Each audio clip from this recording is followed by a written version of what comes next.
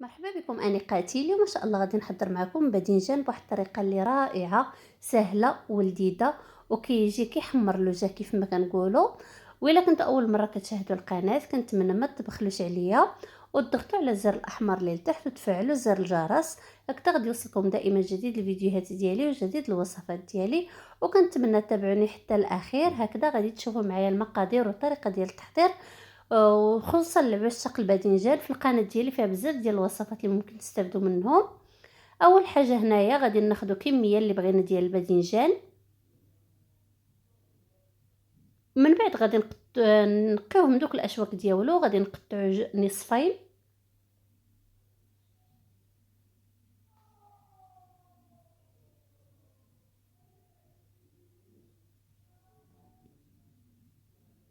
من بعد ما غادي نقطعوه غادي ناخذ واحد الطاوه اللي غادي ندخلوها للفرن وغادي نستفو فيها الباذنجان ديالنا، وهكذا غادي ندهنوه بواحد الكميه اللي غادي تكون شويه يعني تكون كميه كبيره ديال الزيت، هكذا باش يجيكم مشوي ولذيذ.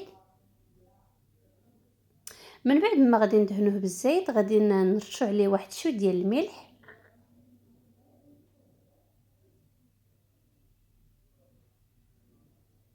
وغادي نرشوا عليه واحد شويه ديال الزعتر. انا هنا كندير الزعتر التدلاوي ولا الزعتر ديال البيتزا. وغادي ندخلوا الطاوه ديالنا للفرن تحمر. اما بالنسبه للحشوه هنايا غادي نحتاجوا واحد الكميه ديال الطماطم، تقريبا عندنا ثلاثه الحبات ديال الطماطم اللي غادي يكونوا مقطعين. وهنايا غادي نحتاجوا الجبن اي نوع كان عندكم. انا هنا خلطت الموتزاريلا والبارميزان. غادي نحتاجوا بودره ديال الثوم، نحاولوا ما نكثروش منها لان كتكون شويه مجهده. الا ما عندكمش تقدروا ديروا الثوم العادي الطري. وهنا غادي نحتاجوا الفلفل الاسود، غادي نحتاجوا شويه ديال المعدنوس اللي غادي يكون يابس. والا كنتو باغيين الطريقه ديالو دابا نحضروا معكم ان شاء الله في القناه عما قريب. هنا غادي نحتاجوا الحبق اللي غادي يكون يابس.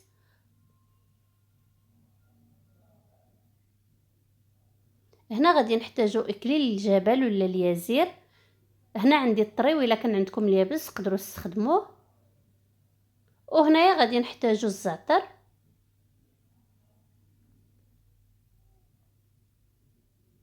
ومن طبيعه الحال غادي نحتاجوا واحد شويه ديال الملح. اول حاجه غادي نديروها غادي نخلطوا التوابل ديالنا. غادي نوضعوا الطماطم، غادي نوضعوا عليها الجبن اي كميه كيف ما قلت لكم تكون عندكم واي نوع مطفر عندكم. غادي نوضعوا الفلفل الاسود، بودره ديال الثوم،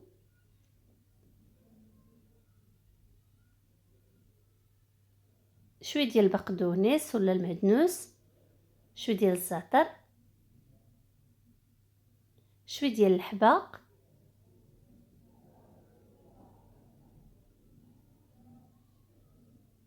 وهنا غادي نحتاج شويه ديال اليازير كيف ما قلت لكم الا كان عندكم اليابس تقدروا تستخدموه.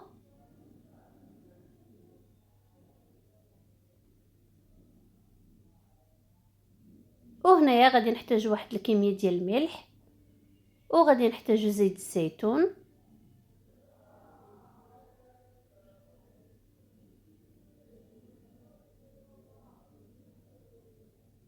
غادي نخلطوا المكونات ديالنا.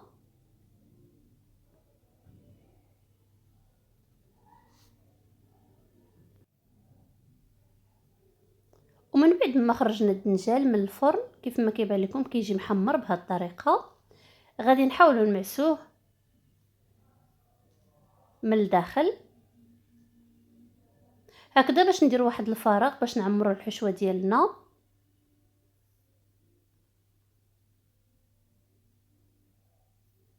وداك اللب ديال الباذنجان غادي نحيدوه وغادي نضيفو على المكونات الاولى اللي درنا.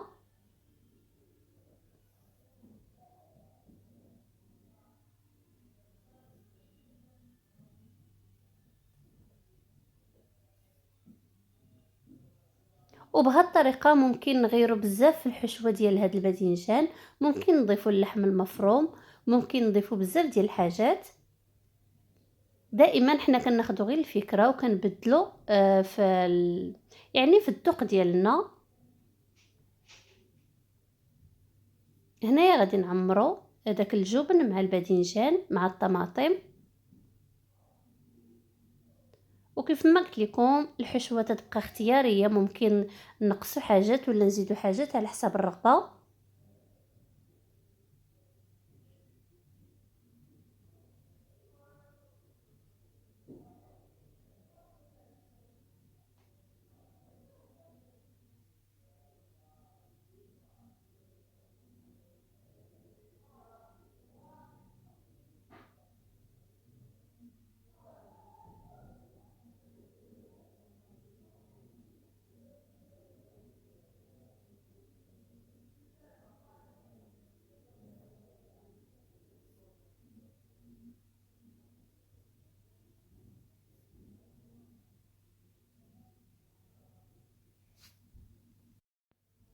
من بعد ما نعمروا الباذنجان ديالنا، دابا غادي نضيفوا عليه واحد شويه ديال الزعتر من الفوق،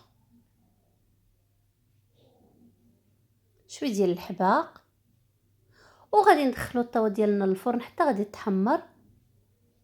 ومن بعد هذا هو الشكل ديالو النهائي. كيف ما كيبان لكم كيجي الشكل ديالو جميل وكيجي لذيذ وراقي، وممكن نقدموه في الجوانب ديال الاطباق ديالنا الرئيسيه. كنتمنى الوصفه ديال اليوم تكون رقتكم وعجباتكم، وكيف ما قلت لكم في الاول ما تنسوش تضغطوا على الزر الاحمر اللي تحت الا عجبتكم القناه ولا عجبكم هاد الوصفات. وكنتمنى ترجعوا دائما للقناه ديالي، فيها الكثير والكثير من الوصفات اللي ممكن تستافدوا منهم. وانتظروا المزيد والمزيد من الوصفات ديالي، انتظروا دائما الجديد ديالي. كيف ما كيبان لكم هذا هو الشكل ديالو. وصلت معكم نهاية الفيديو، نتمنى نلقاكم بخير وعلى خير في وصفات مقبلة واطباق مقبلة، وبسلام في وصفة اخرى ان شاء الله.